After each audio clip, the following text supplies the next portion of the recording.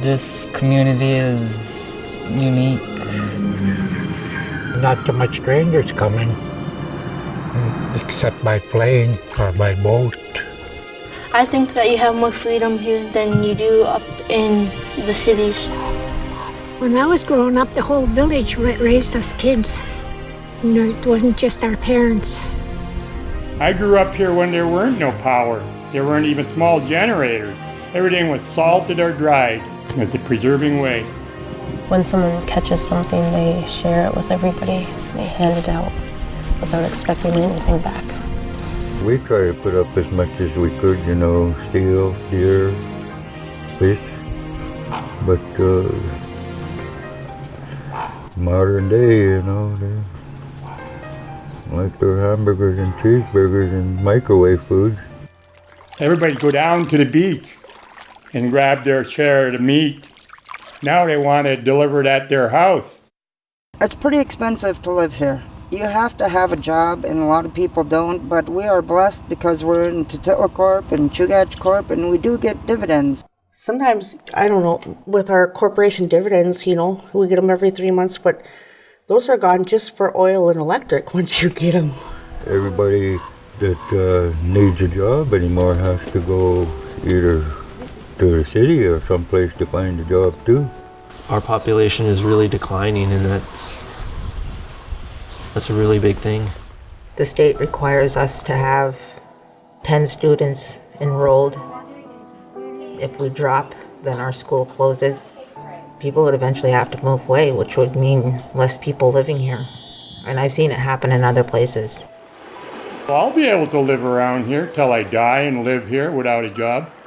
It's all what you want to eat, and I eat everything that's around here. I feel like that's being lost. Kids don't usually want to get out and touch, the subsistence that they catch. I wouldn't be able to without my mom and dad. I just don't think that I'd be able to do it alone. So much of our culture has died or is dying out, such as language, other traditional practices. It's a different generation. They don't hardly do anything. Yeah, they got other things to do, I guess, like talk on their phones all day with their hands. There's been a lot of changes happening, but it has to happen. We're in the 21st century now. It's actually one of our standards is to have our kids be tech savvy. How to be safe when you're on there. There's not a lot to do here after school. There's no place for our young kids to go. Some kids get bored, so they try to smoke or drink. Which is why here at the school we touch on everything. Substance abuse, alcohol abuse. I don't really feel isolated here. We have opportunities to get out of the village from our school. Their main focus is to teach us what to do after high school with job interviews and writing resumes and all that will help us get a job after school.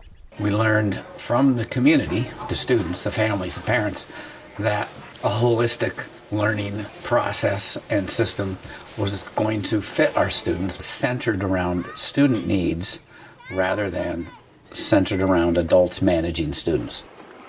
I used to be one of the ones that didn't want to learn, but as I kept doing it, I started getting more interested. And when I'm teaching the dance and the NYO, I try to make it fun for them so that they get more interested.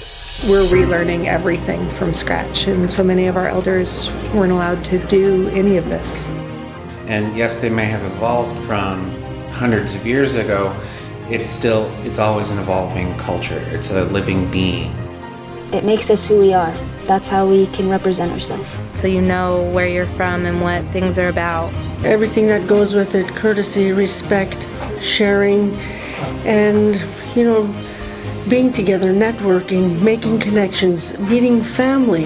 These kids are networking even this young. They're building bonds and friendships that are going to take them for the rest of their lives. They need to understand that the corporations have a lot to offer our kids, but I think we need to let them know that.